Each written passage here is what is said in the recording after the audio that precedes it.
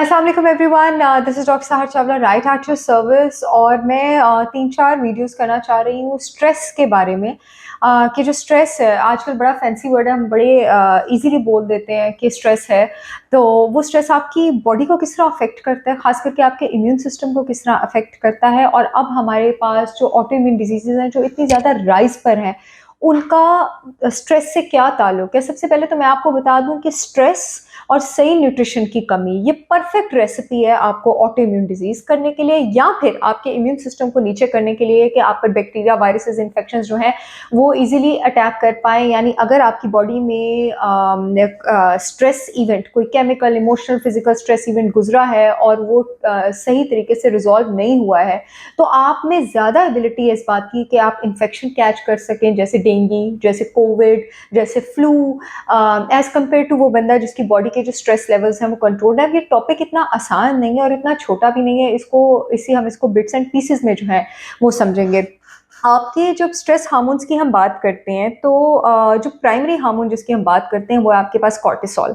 और जब भी कॉर्टिसोल का नाम लिया जाए तो लोग समझते हैं जैसे किसी बहुत बुरी चीज़ का नाम ले लिया। अगर आपकी बॉडी में, अक्सर मेरे पास लोग आते हैं और वो कहते हैं जी हमें अपना कॉर्टिसोल ख़त्म करना है, कॉर्टिसोल ख़त्म हो गया तो आप एक दिन में मर जाएंगे अल्लाह खैर करे। तो कॉर्टिसोल बहुत ज़रूरी है जिसम, क्योंकि आपकी बॉडी ने फाइट और फ्लाइट सिचुएशंस जो हैं उनको डील करना है, उससे खतरों को डील करना है। कॉर्टिसोल होगा, वो प्राइमरी स्ट्रेस हार्मोन है, तो आप खतरों को डील करेंगे ना, तो आप चीज़ों को डील करेंगे। हाँ, वो स्ट्रेस इवेंट गुजरने के बाद आपके कॉर्टिसोल के लेवल्स नॉर्मल हो जाने चाहिए, उनको बेटर हो जाना चाहिए। आपके जो ऑटोनॉमिक नर्वस सिस्टम है उसके दो हिस्से होते हैं, सिंपैथेटिक और पैरासिम्पैथेटिक नर्वस सिस्टम। पैरासिम्पैथेटिक आपकी बॉडी को हील करता है, रिपेयर करता है, रिलैक्स करता है, रेस्ट मोड में लेके आता है। जो सिंपैथेटिक नर्वस सिस्टम है वो आपकी बॉडी को फाइट और फ्लाइट के लिए तैयार करता है। दोनों का बैलेंस बॉडी में बहुत ज़्यादा ज़रूरी है। अगर दोनों का बैलेंस ना हो, कॉर्टिसोल के साथ साथ सिंपैथेटिक नर्वस सिस्टम में जो न्यूरोट्रांसमिटर्स रिलीज होते हैं, एड्रेनलिन वगैरह, वो भी हेल्प करते हैं नॉरेपिनेफ्रिन वगैरह स्ट्रेस सिचुएशन को अडेप्ट करने में। अब कॉर्टिसोल निकलता कहाँ से है? कॉर्टिसोल आपके पास आपके गुर्दों के ऊपर छोटे से ग्लैंड्स बैठे होते हैं, एड्रीनल ग्लैंड्स। एड्रीनल ग्लैंड्स के ऊपर से कॉर्टिसोल जो है वो आपके पास सिक्रीट होता है और ये आपके पास हेल्प करता है आपको स्ट्रेस सिचुएशन से अडेप्ट करने में। कॉर्टिसोल नेचर में अब एक स्टीरॉयड हार्मोन है।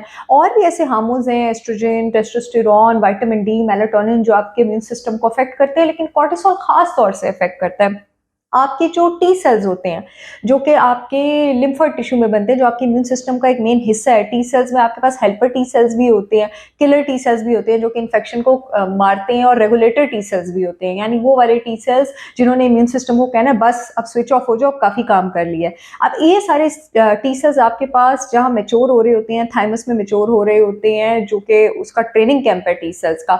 कॉर्टिसोल क्या करता है कि अगर वहाँ पर कोई इमेच्योर कचरा इकट्ठा हो गया टी सेल्स का जो आपकी बॉडी के लिए खतरा बन सकता है, तो कॉर्टिसोल उसको वहीं से रिमूव करेगा, इससे पहले कि वो ओवर एक्टिवेट हो के जाके बॉडी के इम्यून सिस्टम को गलत सिग्नल्स दे और आपके लिए प्रॉब्लम करे।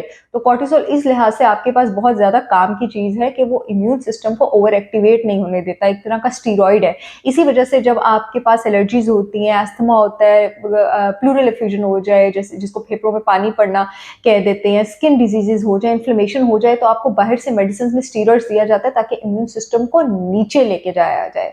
अब अगर कॉर्टिसोल ओवर एक्टिवेट हो जाए तो इम्यून सिस्टम को कैसे अफेक्ट करेगा, और अंडर एक्टिवेट हो जाए तो इम्यून सिस्टम को कैसे अफेक्ट करेगा, आज हम सिर्फ इस पर बात करेंगे और उसके बाद हम बात करते रहेंगे कि इसको डील कैसे करना है। अगर आपके पास कॉर्टिसोल ओवर एक्टिवेट होता है, क्यों होगा? अगर स्ट्रेस सिचुएशन बहुत लंबी रही है, वो फिजिकल स्ट्रेस भी हो सकती है, कोई इंजरी हो सकती है, कोई सर्जरी हो सकती है, आप 10 साल से रातों को जाग रहे हैं, सो ही नहीं रहे हैं। अब आप सो ही नहीं रहे हैं तो आपकी बॉडी में कॉर्टिसोल के लेवल्स जो है वो बिल्डअप कर ही जा रहे हैं, क्योंकि रात को ही उसने शट डाउन होना होता है, बॉडी में रिपेयर प्रोसेस में स्टार्ट होना होता है, वो आप होने नहीं दे रहे हैं। सुबह के टाइम सो के वो प्रोसेस शट डाउन नहीं होता, वो आपको रात को ही जो है वो सोना होता है। या फिर आप बहुत ज़्यादा शुगर ले रहे हैं, वो आपकी बॉडी में इंसुलिन और कॉर्टिसोल जो है उसको दोनों रेज करता है। या इमोशनल स्ट्रेस है, या बहुत ज़्यादा कैफीन ले रहे हैं, बहुत ज़्यादा स्मोकिंग कर रहे हैं, बहुत ज़्यादा अल्कोहल ले रहे हैं, बहुत ज़्यादा डाइट सप्रेसेंट्स और डाइट पिल्स ले रहे हैं, वो भी स्टिमुलेंट्स है, वो भी कॉर्टिसोल ज़्यादा करते हैं। तो आपकी बॉडी एक क्रॉनिक स्ट्रेस की सिचुएशन में आ जाती है, यानी वो स्ट्रेस में ही है, उसका बटन ऑन है, उसका बटन ऑफ नहीं हो रहा। अब इतने जो एलिवेटेड लेवल्स ऑफ कॉर्टिसोल हैं वो आपके इम्यून सिस्टम को शट डाउन करना शुरू कर देंगे, क्योंकि कॉर्टिसोल आपके WBC जो व्हाइट ब्लड सेल्स है, जो मेन आर्मी है, उसके फंक्शन को शट डाउन करेगा। अब जब उसके फंक्शन को शट डाउन करेगा, WBCs ने आपके पास बैक्टीरिया, वायरसेस अगर बाहर से हैं उसको खाना होता है, तो अब आपकी बॉडी पे जब इन्फेक्शन आएगी, ऐसे आप इन्फेक्शन पकड़ेंगे। अगर आप बहुत अरसे से इमोशनल स्ट्रेस में भी हैं, तो कॉर्टिसोल के ओवर एक्टिवेट होने से आपकी बॉडी में इन्फेक्शन होने के चांसेस ज्यादा हो जाएंगे। अब अगर कॉर्टिसोल ज्यादा होना बुरा है, तो कॉर्टिसोल कम होना भी क्यों बुरा है? अगर आप बहुत ज्यादा अरसे से अगर आप स्ट्रेस में, तो कॉर्टिसोल ज्यादा भी हो सकता है, और अगर बहुत ज्यादा अरसे से आप स्ट्रेस में, तो कॉर्टिसोल कम भी हो सकता है। वो कैसे? अगर बहुत ज्यादा अरसे से आप स्ट्रेस में है, कॉर्टिसोल एड्रीनल ग्लैंड से रिलीज हो रहा होता है और कॉर्टिसोल की सिक्रीशन कम होना, खत्म होना शुरू हो जाती है। इस कंडीशन को कहते हैं एड्रीनल फटीग। मेरे पास जो एड्रीनल फटीग के क्लाइंट्स, जो पेशेंट्स आते हैं, उनको मैं कॉर्टिसोल सिक्रीट करने के तरीके जो हैं, उनको हम कोशिश करते हैं उनकी बॉडी में कॉर्टिसोल सिक्रीट हो, ताकि वो स्ट्रेस से अडेप्ट कर सके। अब जब एड्रीनल फटीग हो जाती है, कॉर्टिसोल खत्म हो जाता है। अब जब कॉर्टिसोल खत्म हो जाता है, आपके पास इम्यून सिस्टम हाइपर एक्टिवेट हो जाता है। अब यहाँ आपके पास दो सेल्स में से एक सेल का लेवल ज्यादा होगा, या आपके पास किलर सेल्स का लेवल ज्यादा हो जाएगा, या एंटीबॉडीज का लेवल ज्यादा हो जाएगा। अगर आपके पास किलर सेल्स का लेवल ज्यादा हो जाएगा, तो जो किलर टी सेल्स हैं वो जरासीमों को अटैक करने की बजाय बॉडी के नॉर्मल सेल्स को भी अटैक करना शुरू कर देंगे, और इसको कहते हैं आप TH1 dominant auto immune disease. यानी टेंशन ने आपके जिस्म में, 20 साल की टेंशन ने ऑटो इम्यून डिजीज स्टार्ट कर दिया। मेरे पास जितने भी क्लाइंट्स आते हैं ऑटो इम्यून डिजीज के, ज्यादातर या तो उनकी लाइफ में कोई इमोशनल स्ट्रेस गुजरा होता है, या कोई बहुत बड़ी सर्जरी गुजरी होती है, या कोई बहुत बड़ी चोट लगी होती है। ज्यादातर 90%। अगर आपकी बॉडी में एंटीबॉडीज ये ज्यादा कर देंगे, तो अगेन वो एंटीबॉडीज आपकी बॉडी के अपने सेल्स को अटैक करना शुरू कर देंगी, और यहाँ पे आपके पास ऑटो इम्यून डिजीज होगा, उसको कहेंगे TH2 dominant auto immune disease. इन सारी डिजीज में हमारे पास हाशिमोटोस थायराइडिस भी आ जाता है, शॉगरेन सिंड्रोम भी आ जाता है, सिस्टेमिक लूपस एरिथेमेटोसिस भी आ जाता है। अब क्या होता है कि कॉर्टिसोल के लेवल्स जो हैं वो तो कई अरसे बाद जाके चेंज हुए, तो जब तक वो चेंज नहीं होते, डॉक्टर को पता ही नहीं लगता। हमारे यहाँ पे अनफॉर्चुनेटली डॉक्टर्स जानने की कोशिश ही नहीं करते कि कहीं पेशेंट स्ट्रेस की सिचुएशन में तो नहीं है। तो कॉर्टिसोल के लेवल्स तो बहुत देर से जाके चेंज होते हैं। स्टार्टिंग में आप इस चीज को कैसे पकड़ सकते हैं? स्टार्टिंग में आप इसको पकड़ सकते हैं DHEA, डाइहाइड्रो एपी एंड्रोस्टेरॉन के लेवल से, और टेस्टोस्टेरॉन के लेवल से, जो कि प्री हार्मोन्स हैं आपके पास स्ट्रेस को अडेप्ट करने के। और ये आदमी और औरतों दोनों में blood sugar level, cholesterol level, उनका मसल मास, उनकी बोन डेंसिटी, ये सारी चीजें भी मेंटेन करते हैं।